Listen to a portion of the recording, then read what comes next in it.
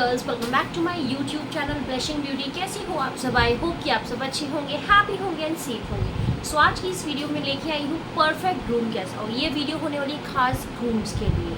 जी हाँ, आज की इस वीडियो में बात करने वाले हैं ग्रूम्स के ग्रूमिंग टिप्स पे, यानी एक परफेक्ट ग्रूम कैसा हो। ये वाली वीडियो खास ब्राइड्स के लिए भी हो सकती है, क्योंकि यहाँ ग्रूम्स की बात हो रही है, तो एट लास्ट ग्रूम्स और ब्राइड्स दोनों के लिए ही बहुत ज़्यादा इंटरेस्टिंग वीडियो होने वाली है। तो वीडियो को पूरा देखिएगा। चलिए आइए वीडियो करते हैं। एक अच्छा ग्रूम कैसा हो, परफेक्ट ग्रूम कैसा हो, स्मार्ट हो, हैंडसम हो, रिच हो, टॉल हो, कूल हो या फिर डैशिंग हो। क्या आपकी नज़र में भी एक परफेक्ट ग्रूम ऐसा ही होता है? अगर ऐसा है तो बिल्कुल गलत सोच रहे हैं। ये सारी फिल्मी दुनिया में होता है, रियल में बहुत कुछ अलग होता है। बात करते हैं रियल की ज़िंदगी में, मतलब अगर आप रियल की ज़िंदगी में जी रहे हैं तो क्या चीज़ें मायने रखती हैं एक परफेक्ट ग्रूम को परफेक्ट बनाने के लिए। आइए बात करते हैं टाइम वेस्ट करे बिना। देखिए, अगर आप ग्रूम हैं और ये वीडियो देख रहे हैं तो आपको सबसे पहले ये चीज़ कहना चाहूँगी कि कोई भी लड़की, जब भी शादी की बात आती है ना, कोई भी फीमेल, कोई भी लड़की ये नहीं सोचती कि लड़का बहुत ज़्यादा हैंडसम हो, रिच हो, कूल हो, डैशिंग हो, स्मार्ट हो। ये सारी चीज़ें सेकेंडरी हो जाती है। फर्स्ट प्राइमरी जो चीज़ें होती है वो मैं अब आपको बताने वाली हूँ। जैसे ही आप अपनी फैमिली को मानते हैं, आप अपनी फैमिली के लिए अपना ईगो साइड कर देते हैं, तो वाइफ भी आपकी फैमिली का पार्ट होने वाली है। मतलब आपकी फैमिली से भी बढ़ के होने वाली है आपके लिए, वो आपकी लाइफ पार्टनर होने वाली है। तो एक वाइफ हमेशा एक्सपेक्ट करती है अपने परफेक्ट ग्रूम में कि वो उसको भी अपना फैमिली का पार्ट माने, अपना ईगो साइड रखी, उसको समझे। सबसे इम्पॉर्टेंट है उसको प्रायोरिटाइज करें। प्रायोरिटी देना बहुत ज़्यादा ज़रूरी है।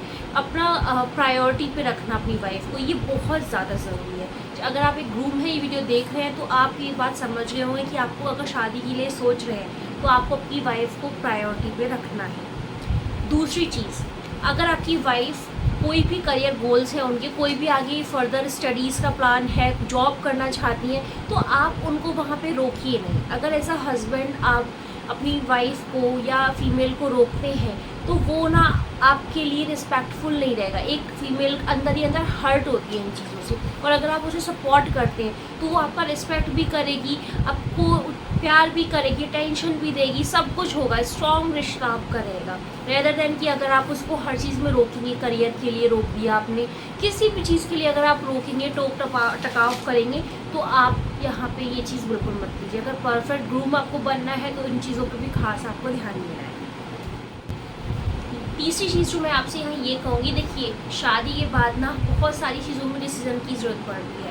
फैमिली डिसीज़न होते हैं, कुछ इंडिविजुअल डिसीज़न होते हैं, कुछ कपल्स के डिसीज़न होते हैं। यहाँ ये कहूँगी, चाहे डिसीज़न कोई भी हो, फैमिली का हो, कपल का हो, इंडिविजुअल हो, एज अ परफेक्ट ग्रूम अगर आप अपने आप को साबित करना चाहते हैं, परफेक्ट ग्रूम बनना चाहते हैं, तो आपको आपके हर डिसीज़न में आपकी फीमेल यानी आपकी जो भी वाइफ होगी, टू बी वाइफ, उनसे आपको सारे राय पूछनी है। उनकी राय पूछनी है कि उनका क्या सोच है। मैं ये नहीं कह रही हूँ कि वो जो कहेंगे आपको वही करना है।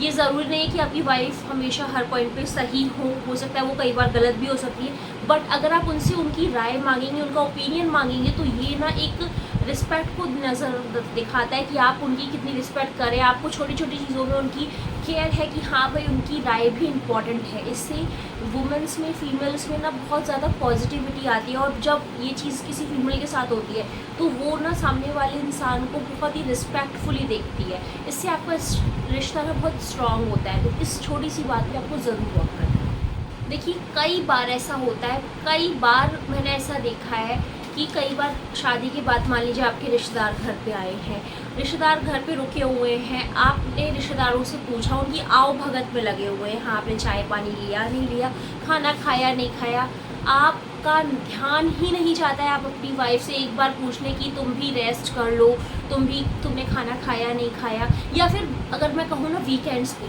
आप अपने फ्रेंड्स के साथ लॉन्ग ट्रिप्स पे निकल जाते हैं, या फ्रेंड्स में ही लगे हुए हैं, या अपने किसी काम में लगे हुए हैं, आपने वाइफ के बारे में सोचा, जो लड़की आपके लिए पूरे हफ्ते इंतज़ार कर रही है और उसको आपने ज़रा भी टाइम नहीं दिया। ऐसा गलती बिल्कुल भी मत कीजिए। एक परफेक्ट रिलेशनशिप के लिए और परफेक्ट ग्रूम के लिए बहुत ज़रूरी है कि वो अपनी वाइफ को टाइम दें। सबसे इम्पॉर्टेंट चीज़ है टाइम देना। टाइम देंगे, बहुत ज़्यादा अच्छा रहेगा।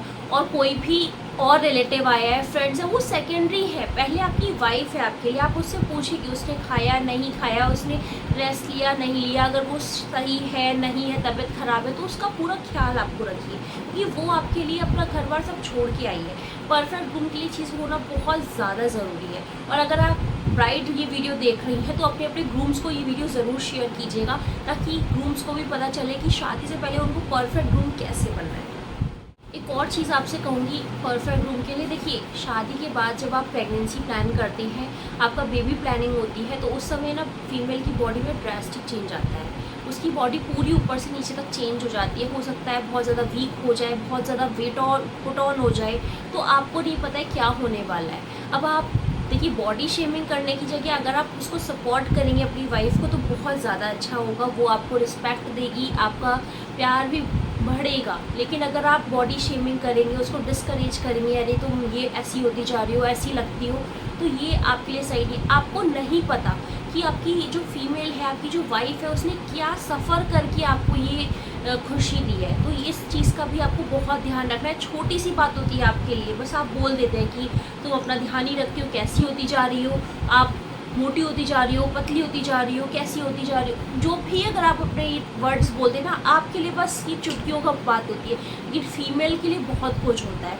तो जब भी आप अपने मुंह से इस तरह के शब्द निकालते हैं ना, तो आपका रिश्ता कहीं ना कहीं हर्ट होता है, फीमेल हर्ट होती है। तो आपको यहाँ इस समय में समझने की ज़रूरत है, अगर आपको एक परफेक्ट ग्रूम बनना चाहते हैं।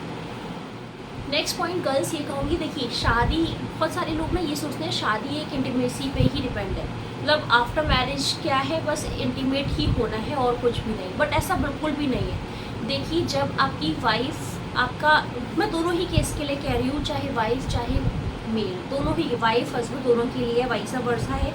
अगर एक भी रेडी नहीं है तो आप इंटीमेट नहीं होइए। आप सामने वाले के डिसीज़न की रिस्पेक्ट कीजिए कि अगर शी इज़ नॉट कंफर्टेबल तो आपको ऐसा नहीं करना है, और ही इज़ नॉट कंफर्टेबल तो आप फोर्सफुली आप उससे नहीं एक्सपेक्ट कर सकते हैं। आप उनके डिसीज़न को अंडरस्टैंड कीजिए, एक दूसरे को समझिए, और जब दोनों एक प्लेजर में होते हैं तभी इन चीज़ों का अच्छा लगता है, ये इन चीज़ों का इंजॉय तभी हो पाता है। तो आप अंडरस्टैंडिंग रखिए एक दूसरे के साथ, आप एक दूसरे को समझने की कोशिश कीजिए। आज भी कई घरों में ना, इंडिया में बहुत ज़्यादा ऐसी थॉट्स हैं, ऐसी ज़्यादा थिंकिंग है कि शादी होते ही मतलब हमें बेबी चाहिए, शादी हुई नहीं घर वाले बस बोलने लगते हैं बस अब तो बेबी चाहिए। तो आप अगर ऐसा करें, ऐसा ग्रूम, आप अगर परफेक्ट ग्रूम बनना चाह रहे हो और अगर आप भी ऐसा करें, तो बिल्कुल ऐसा मत कीजिए। देखिए, फैमिली को हम नहीं रोक सकते, फैमिली की डिमांड्स होती हैं, उनको हम नहीं रोक सकते हैं, क्योंकि उनकी अपनी ख्वाहिशें होती हैं, उनका अलग, सबकी अलग अलग सोच होती है। लेकिन एज अ लाइफ पार्टनर आप भी बोलेंगे, आप भी फोर्स करेंगे कि नाउ यू वांट बेबी या फिर इस तरह की चीज़ें, तो आपका मतलब जो भी आपकी प्लानिंग है, लाइक अगर आपने बिफोर मैरिज सोच के रखा है कि शादी के 2 साल बाद बेबी करेंगे, तो इस तरह का डिसीज़न पे आपको रहना है। मतलब आपको रिस्पेक्ट करनी है आपकी फीमेल के डिसीज़न की, वो चाह रही है नहीं चाह रही। अगर बोथ, मतलब आप रेडी हैं, दोनों लोग रेडी हैं, तो यू कैन ट्राई। अगर एक भी इंसान रेडी नहीं, चाहे मेल है चाहे फीमेल है, तो आपको उस समय में ये बेबी प्लानिंग नहीं करनी चाहिए। एक और बात कहूँगी, जब परफेक्ट ग्रूम, अगर देखिए परफेक्ट ग्रूम और परफेक्ट ब्राइड की अगर बात करें या फिर कपल की बात करें, तो देखिए हर किसी में लड़ाई होती है। बट यहाँ ये कहूँगी कि अगर आप एक परफेक्ट ग्रूम बनना चाहते हैं, तो आपको, अगर आपके बीच में कोई भी मिसअंडरस्टैंडिंग हुई है, कोई भी बात पे बहस हो गई है या फिर आपकी बातचीत बंद है, तो ऐसा मत कीजिए कि आप लंबे समय तक बात ना करें, मतलब 2-4-5 दिनों तक। कोशिश कीजिए कि सेम डे उस लड़ाई को ख़त्म कीजिए।